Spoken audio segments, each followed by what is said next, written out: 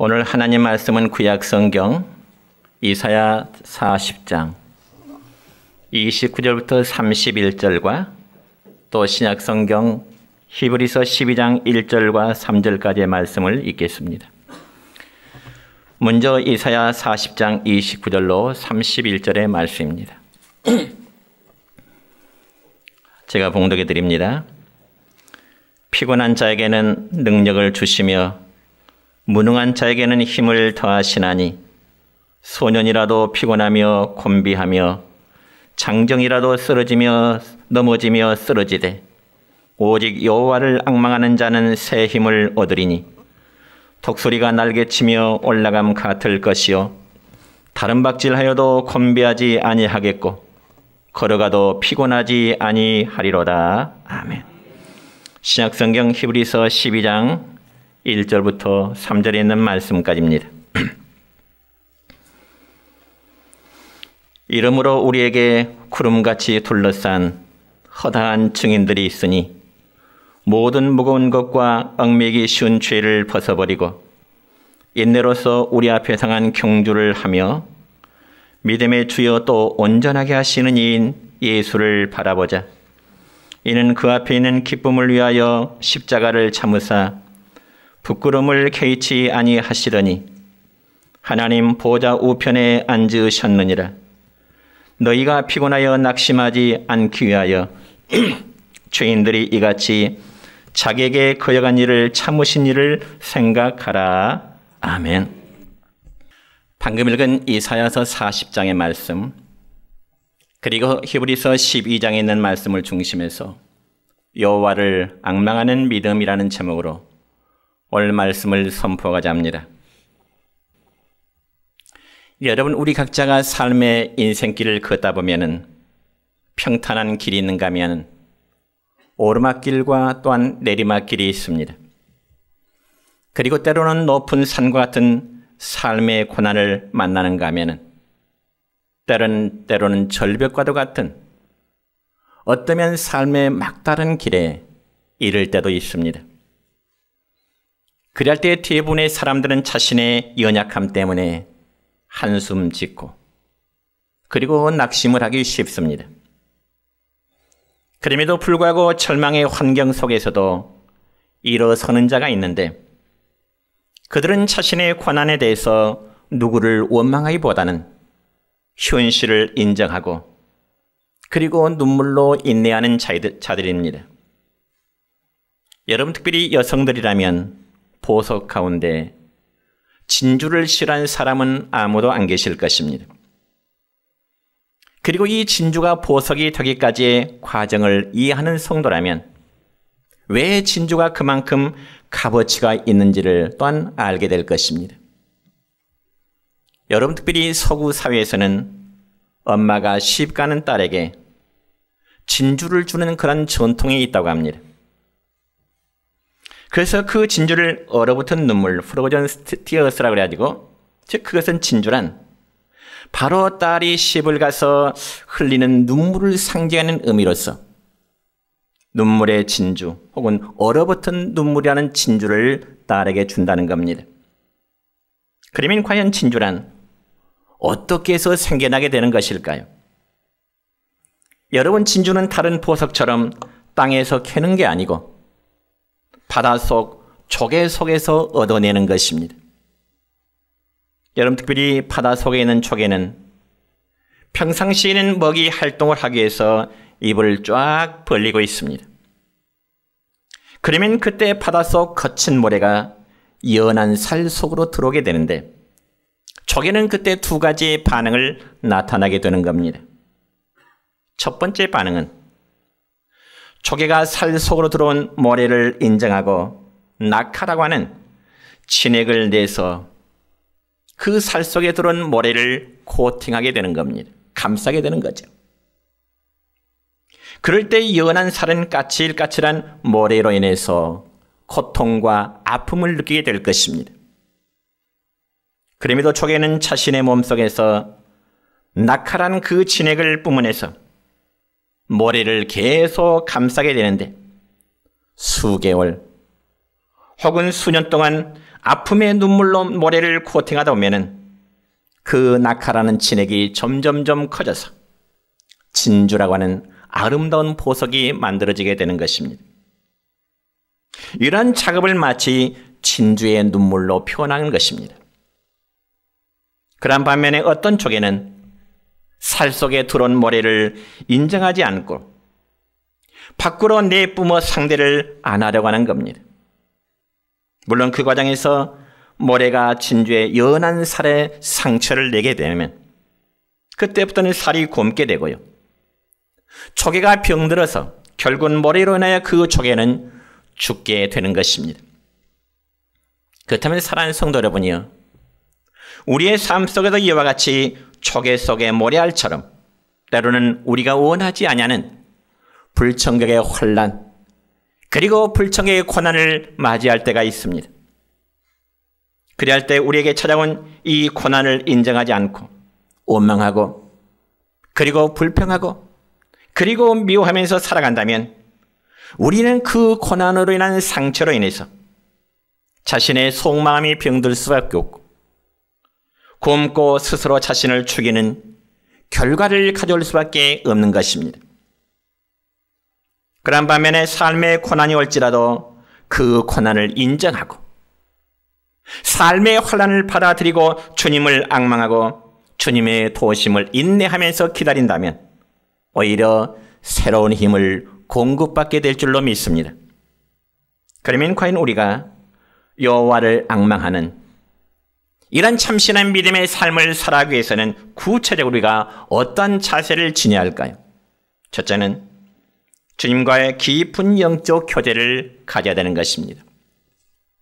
오늘 본문의 말씀으로 먼저 읽었던 이사야 40장 31절의 말씀 보면 이렇습니다. 시작. 오직 여호와를 앙망하는 자는 새 힘을 얻으리니 독수리가 날개치며 올라감 같을 것이요 다른 박질하여도 곤비하지 아니하겠고 걸어가도 피곤하지 아니하리로다. 아멘. 그런데 여러분, 이 말씀은요, 본래 이스라엘 백성들이 범한 죄로 인해서 바벨론에서 포로 생활을 하고 있을 때 하나님의 사람 이사야 선지자에게 하나님이 주시는 말씀입니다. 그러니까 당시 이스라엘은 나라의 패망으로 인해서 이방 나라의 포로로 끌려간 지 그 세월이 50년, 그리고 60년, 그리고 70년의 세월이 가까이 되지만은 아직도 포로 생활에서 그들 스스로 해방될 수 있으라는 희망은 거의 보이지가 않았습니다.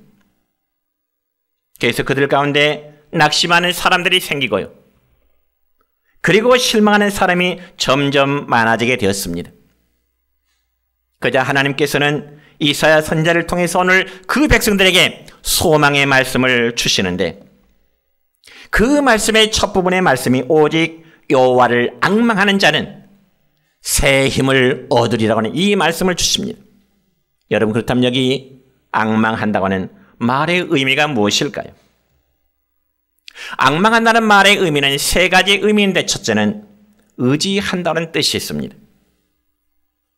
그러니까 여러분이요, 우리 각자가 삶이 힘들고 정말 어려운 때일수록 자신을 의지하지 말고 자신의 지혜를 의지하지 말고 내 경험이나 내 지식만을 의지하지 말라는 뜻입니다. 그러면서 나의 힘이 되신 여호와, 모든 믿는 성도의 아버지 되신 여호와, 그 하나님만을 의지하도록 하는 말씀이 여호와를 앙망하라고 하는 말씀인 것입니다.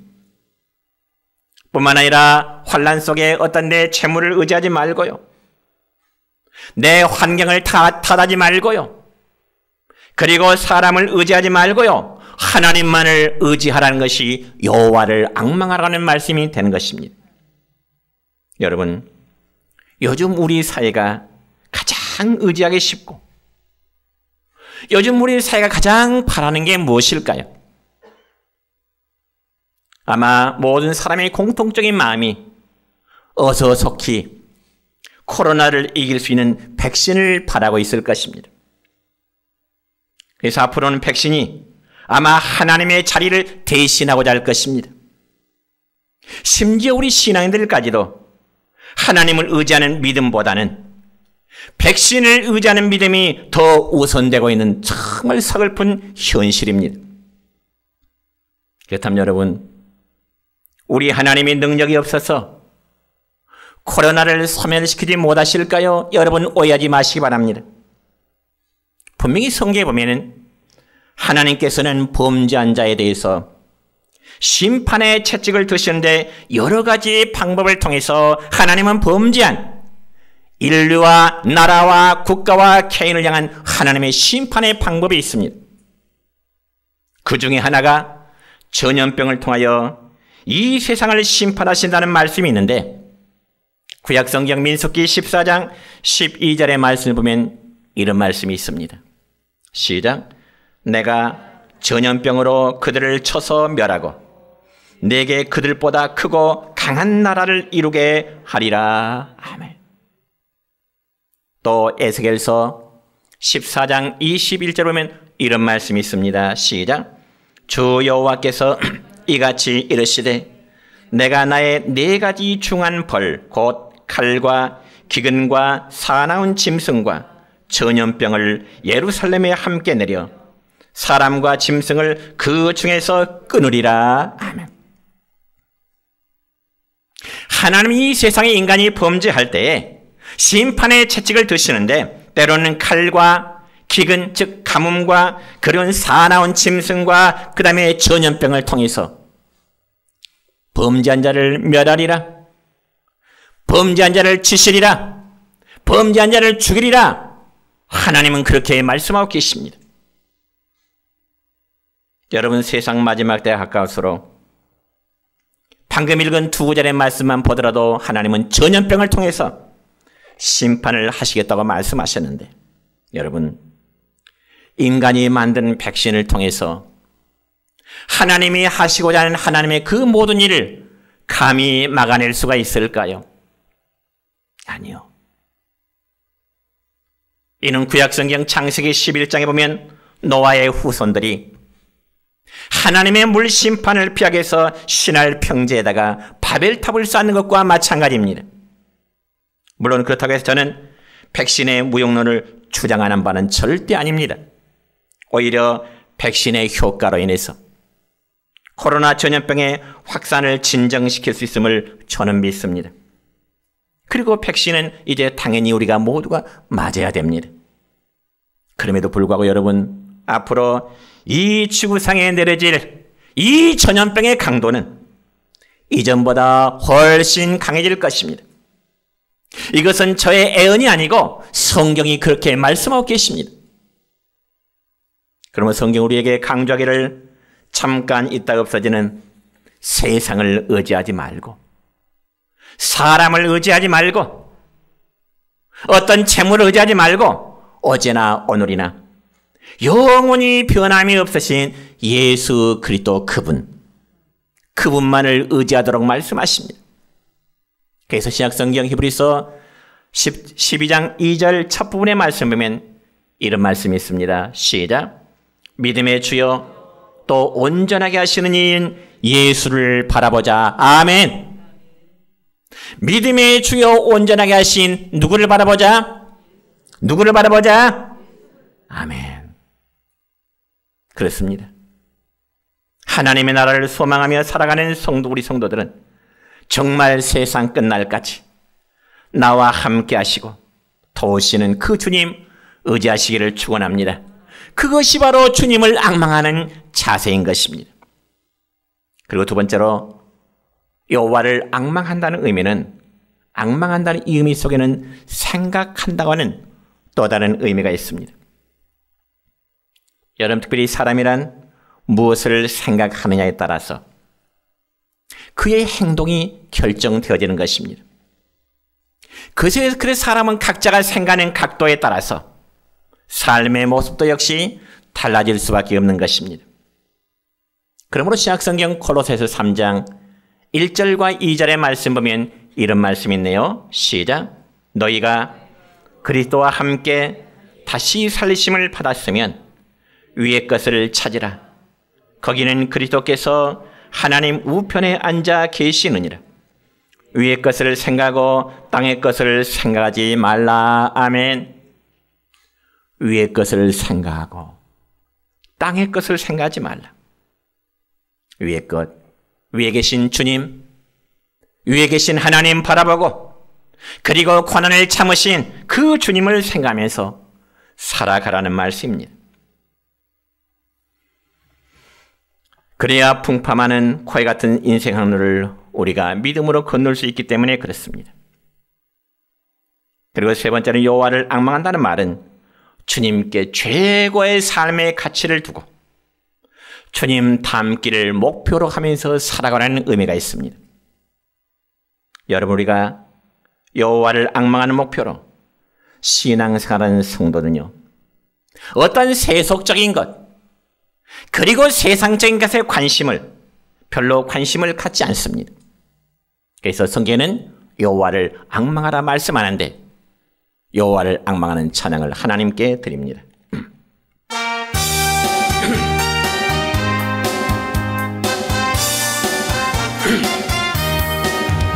주 여호와를 앙망하는 자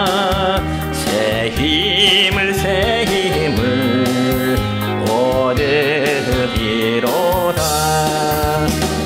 독수리 같이 날개를 치며 높이 더 높이 푸른 하늘 나르네.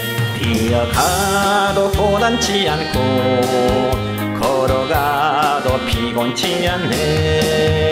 누구든 우리 주 믿는 자 새 나라 새 생명 얻으리로라. 전사들 같이 노래를 하며 소리 높여 기쁜 찬송 부르네. 우리 주님 계시니 슬픔 눈물 고통도 없네. 아멘. 여러분, 이런 이야기가 있습니다.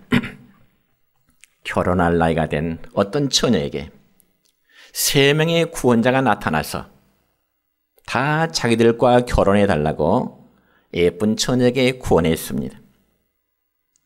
그자 처녀는 자기의 결혼을 청원한 세 남자를 보니까 다 마음에 와 들었습니다. 그렇다고 해서 세 사람을 다 함께 선택할 수는 없는 거지요. 그래서 그 중에 한 사람을 선택해야 되는데 과연 어떤 남자를 선택할까 고민하다가 그 처녀는 한 가지의 묘안을 생각해냈습니다.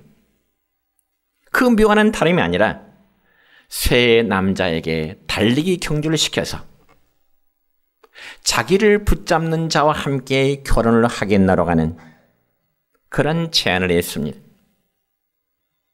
그러고 나서 처녀는 달리기 경주를 하기 전에 자신의 돈 주머니에다가 돈을 준비하고서 세 남자들보다 약 100m 전방에서 뛰겠다고 했습니다. 그러면서 동시에 뛰기를 시작했는데 얼마 되지 않아서 한 청년이 거의 자기 뒤를 뒤쫓아오는 겁니다. 금방 붙잡히게 될 그런 순간이죠. 그러자 그 처녀는 돈 주머니에서 돈을 한 움큼 꺼내서 뒤따라오는 청년 앞에 돈을 뿌렸습니다. 그러자 그 청년은 처녀를 쫓다 말고 눈앞에 떨어진 그 돈을 줍기 위해서 처녀 잡는 것을 잊어버렸습니다. 그러자 이번에는 두 번째 남자가 이제 처녀 가까이에 또 달려오고 있는 거죠. 그래서 이번에도 역시 처녀는 쫓아오는 두 번째 남자 앞에 돈을 뿌렸습니다. 그러자 그도 역시 자기 팔 앞에 떨어진 그 돈을 줍느라고 정신이 팔려서 처녀를 붙잡고자 한 일에 그 일을 잊어버리게 된 겁니다. 그리고 처녀는 한참 뛰는데 이번에는 세 번째 남자가 점점 가까이 다가오는 겁니다. 그자 처녀는 주머니에 남아있는 그 돈을 몽땅 이제 쏟아버린 거죠. 그리고 나서 그 남자도 아마 뿌려진 돈을 줍겠지 하고 뒤를 돌아다보는데 그 남자는 땅에 떨어진 돈을 이제 아예 거들떠보지도 않고 계속 그 처녀를 붙잡기 위해서 쫓아오는 거지요. 그리고 결국 세 번째 남자에게 붙들려서 결혼을 했다고 하는 그런 이야기입니다. 물론 이 이야기는 어떤 비유에 불과한 이야기겠지만은 마찬가지로 여러분, 우리도 주변의 다른 것에 마음을 빼앗기지 말고요. 환경에 우리의 믿음을 빼앗기지 말고요. 예수님만 바라보고 정말 믿음의 다름질에 승리하시는 여러분 되시기를 축원합니다. 왜냐하면 예수 뜰 안에는 온갖 보화가 숨겨졌기 때문에 주님을 붙잡게 되면 주님 안에 예수님의 모든 소유가 모든 보화가 여러분의 것이 될 줄로 믿습니다. 그러므로 예수님 바라보는 사람은 삶의 목표를 분명하게 가질 수 있는 것입니다. 그리고 이런 성도는 예수 그리스도와의 관계를 삶의 우선순위에서 최우선 순위로 두게 되는 것입니다. 우리 모두 주님을 앙망하면서 주님과 깊은 교제를 나누는 성도 여러분 되시기를 다시 한번 축원합니다. 두 번째로 여호와를 앙망하는 사람은 온전한 믿음으로 나가게 되는 겁니다. 여러분 신약성경 히브리서 12장 2절의 첫 부분의 말씀을 보면은 믿음의 주여 또 온전하게 하시는 이인 예수를 바라보자 이런 말씀이 있습니다. 그리고 왜 우리가 예수님을 바라봐야 될까요? 예수님을 바라봐야 될 그 이유가 무엇일까요? 첫째는 예수님께서 우리에게 참 믿음을 주신 분이기 때문에 그렇습니다. 여러분, 믿음에는요 여러 가지의 믿음이 있습니다. 어떤 사람은 귀신을 믿는 믿음이 있고요. 어떤 사람은 우상을 믿는 믿음이 있고요. 어떤 사람은 심지어는 자기 자신을 믿는 사람이 있는가 하면 어떤 사람은 자연의 모든 자연 만물을 자기의 신으로 섬기는 그런 사람도 있습니다. 그러나 그러한 모든 신들이 결코 인간에게 구원을 이룰 수는 없습니다. 왜냐하면 그런 것들은 다 이제 생명이 없는 죽은 것들이기 때문에 믿어서는 아니 될 헛되고 거짓된 믿음이 되기 때문에 그렇습니다. 그러나 여러분, 사망을 이기신 주님이십니다. 부활하신 주님은 우리의 참 생명이 되신 주님이십니다. 그분은 우리에게 영원한 생명을 주시고 하나님의 나라까지 우리를 인도하시는 그분이 저와 여러분이 믿고 있는 예수 그리스도이십니다. 그러니 우리의 삶 가운데서 우리의 목자가 되시고 순간순간 우리에게 은혜를 주시고 인도해 주시고 도와주시고 붙드신 그 주님 끝까지 믿기를 축원합니다. 두 번째로 예수님은 우리의 믿음을 온전하게 하시는 분이십니다. 여러분, 주님을 앙망하면서 예수님과의 영적인 교제를 나누다 보면은 주님의 삶을 본받아 우리는 주님을 닮아갈 수밖에 없습니다. 여러분, 사람이란 누군가를 자기 삶의 모델로 여기다 보면은 자연스럽게 그 사람을 상대방을 닮아갈 수밖에 없습니다. 그렇다면 우리가 주님을 본받고자 할 때 우리 삶은 과연 어떠한 변화를 가져오게 될까요? 우리가 주님을 본받는 삶으로 살아갈 때에 당연히 죄악된 성품과 습관은 우리의 생활에서 우리의 삶 속에서 멀어지게 될 것이고요. 주님의 성품과 그리고 인격을 닮아서 성결한 사람으로 변화되어질 줄로 믿습니다. 예. 그리고 온유하고 겸손한 마음을 본받게 될 것이고, 그리고 주님의 사랑으로 정말 자신의 몸이 십자가에 죽기까지 순종하신 주님을 본받음으로 우리가 참된 그리스도인의 삶으로 살아가야 될 줄로 믿습니다. 물론 그러한 과정이 이르기까지는 우리에게 많은 고난이 따를 수밖에 없습니다. 그렇지만 우리는 믿음으로 인내하십시다. 그리할 때 우리의 믿음을 더 하나님은 값지게 하실 것이고 우리의 믿음을 더 영화롭게 받으실 것입니다. 여러분, 이런 이야기가 있습니다. 영국의 조지 왕이 있었습니다. 조지라고 이름하는 왕이 있었어요. 그런데 이 조지 왕이 어느 날 신하들을 데리고 도자기 공장을 방문했습니다. 도자기라면 그릇을 만드는 공장이죠. 그래서 이 조지 왕이 도자기 공장에 들렸는데 그 입구에는 2개의 꽃병이 나란히 전시되어 있는 겁니다. 2개의 꽃병이. 그런데 그 2개의 화병들, 꽃병들은 같은 원료로 만들어지고 또 같은 스타일로 만들어지고 또 같은 무늬로 만들어졌습니다. 그럼에도 둘 중에 하나는 아주 용기가 흐르고요. 생동감이 있고 그 작품은 예술품에 대해서 모든 사람들의 시선을 사로잡는 사랑을 받고 있었는데 또 다른 화병 하나는 아주 흐릿한 빛을 내고요. 아주 볼품없는 모습을 하고 있었습니다. 그래서 조지 왕은 이상해서 그 관리인에게 물었습니다. 도대체 이 둘이 이렇게 다른 이유가 무엇인가? 유행선을 볼 때는 크기도 똑같고 똑같은 재료요. 그런데 왜 이렇게 분명히 차이가 나는가? 그때 그 관리원이 조지 왕에게 이렇게 대답합니다. 전하, 이유는 간단합니다. 하나는 불에 구워졌기 때문에 윤기가 나고 또 빛이 나지만은 불에 구워지지 아니하는 저 화병은 윤기도 없고요, 빛도 없습니다. 그래서 이곳에 2 도자기를 전시해 놓은 것은 인간의 시련이란 오히려 인생을 윤기 있게 하고 그리고 생동감 있게 이제 한다는 것을 보여주기 위함입니다. 이런 실화가 있습니다. 사랑하는 성도 여러분이요, 그러니까 2가지 꽃병이 우리에게 보여주고자 하는 그 말하고자 하는 영적 교훈이 있다면 인간은 고난을 통해서 더욱 성숙해지고 하나님의 사람은 환난을 통해서 더 깊은 신앙의 경지에 이르게 된다는 것을 교훈하고 있는 겁니다. 그래서 정말 불과 같은 고난 속에서도 흔들리지 않는 믿음을 지키는 자는 그 믿음이 아름답고 그리고 빛나는 열매를 맺히게 되는 겁니다. 그런 반면에 여러분, 고난을 모르고 늘 편안하게 신앙생활하는 사람은 결코 반짝거리는 믿음의 열매를 거둘 수가 없습니다. 그래서 믿음 생활에 안정감이 없고 믿음 생활에 늘 흔들립니다. 신앙에 줏대가 없어요. 흔들려요. 참으로 성도는 예수들을 바라보면서 끊임없이 주님 닮기를 소망하는 여러분 되시기를 주님 이름으로 축원합니다. 그의 3번째로 여호와를 앙망하는 자에게 끝까지 견디며 믿음의 승리자가 되게 하십니다.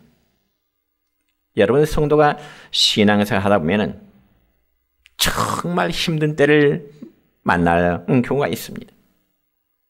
그러면 그러한 때 하나님의 백성들이, 성도들이 해야 할 일이 과연 무엇일까요?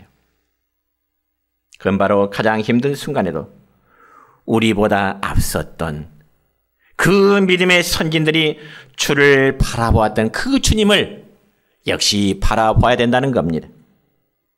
그래서 우리가 주님을 우러러 본다는 것은 참을성 있게 기다린다 하는 뜻이 있습니다. 그러니까 이 말은 단순히 바라본다는 의미보다 기다린다고 하는 그 의미가 더 강하죠.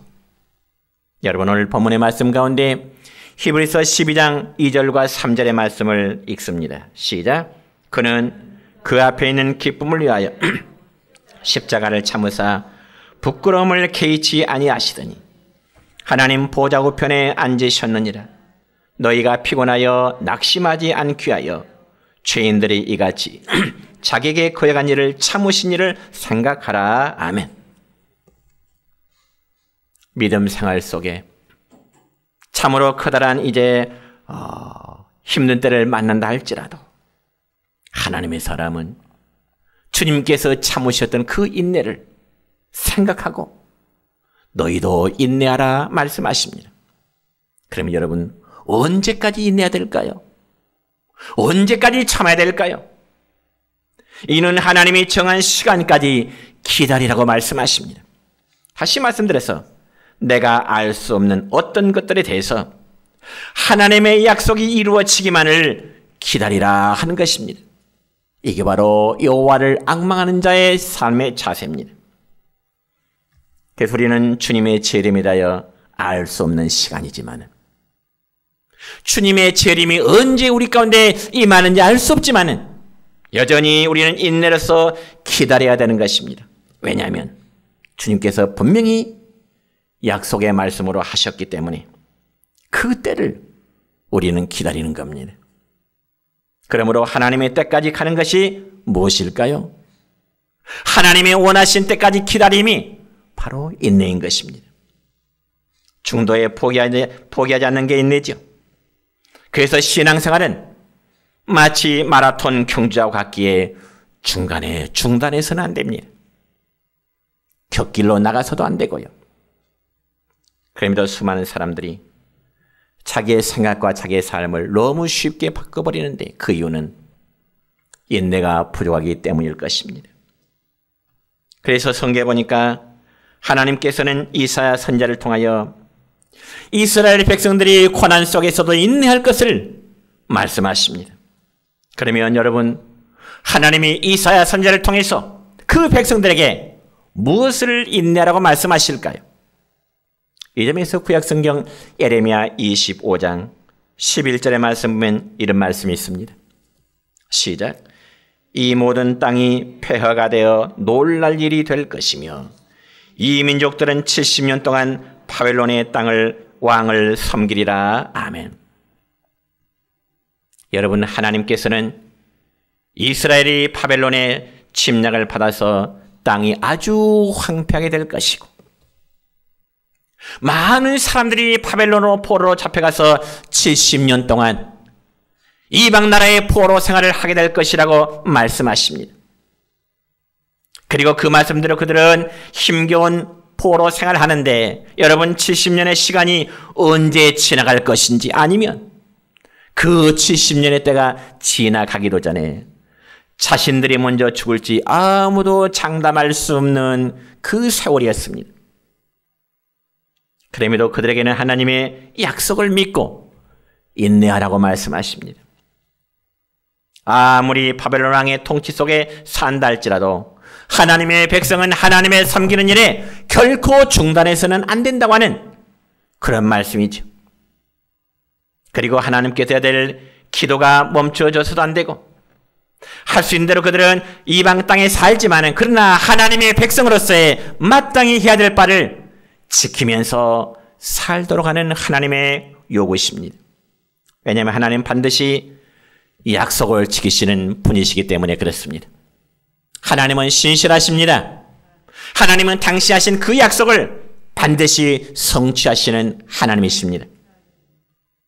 여러분, 다시 오늘 본문 이사야 40장 29절의 말씀을 다시 보겠습니다. 시작. 피곤한 자에게는 능력을 주시며 무능한 자에게는 힘을 더하시나니. 아멘. 하나님이 능력을 주시고 힘을 주신다고 말씀하신데, 그러면 과연 하나님은 어떤 자에게 능력을 주시고 어떤 자에게 힘을 주신다는 말씀일까요? 그건 바로 답은 너무나도 간단합니다. 여호와 하나님을 앙망하는 자에게 힘을 주시고 능력을 주신다고 약속하십니다. 다시 한번 이사야 40장 31절입니다. 시작. 오직 여호와를 앙망하는 자는 새 힘을 얻으리니 독수리가 날개치며 올라감 같을 것이요. 아멘. 그러니까 여호와를 앙망하는 자의 신앙 모습을 마치 독수리가 날개치며 창공을 차고 올라가는 것처럼 그렇게 비유하고 있습니다. 그러면 독수리는 어떤 새이기에 하나님을 향한 믿음을 마치 독수리가 날개치며 하늘을 올라가는 것으로 비유했을까요? 여러분, 독수리라는 새는요 아주 순결한 새라고 말합니다. 왜냐하면 독수리라는 새는요 부패한 고기, 썩은 고기를 절대로 먹지 않고 또 부패한 곳에 가까이 가지도 않는 새라고 합니다.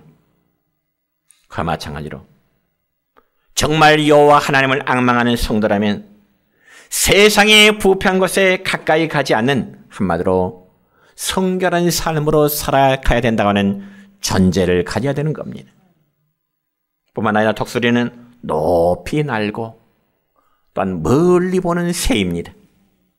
마찬가지로 여러분, 성도가 주님을 앙망하면 신앙도 높이 나는 독수리와 같은 그런 신앙의 경지에 이르게 될 줄로 믿습니다. 여러분, 높은 산 위에서나 혹은 비행기에서요, 세상을 내다보면 어때요? 세상 사는 것이 별것 아닌 것처럼 보여져요. 그렇잖아요? 그럼에도 사람들은 이 세상에서 먹고 살기 위해서 서로 경쟁하고 그렇게 싸우고 티격태격하면서 살아가잖아요. 그리고는 결국 가진 것 없이 세상을 살다가 때가 되면 또 세상을 떠날 수밖에 없는 것이 인간의 모습입니다. 그렇다면 우리 신앙인들은 우리가 바라보는 세계를 좀 높게 보시기 바랍니다. 다시 말씀드려서 육신의 것만을 위해서 정말 통분서자지 말고요, 영적인 눈을 좀 떠서 하나님의 나라를 소망하시는 우리 내정교회 성도 여러분 되시기를 축원합니다. 자, 이제 말씀했습니다.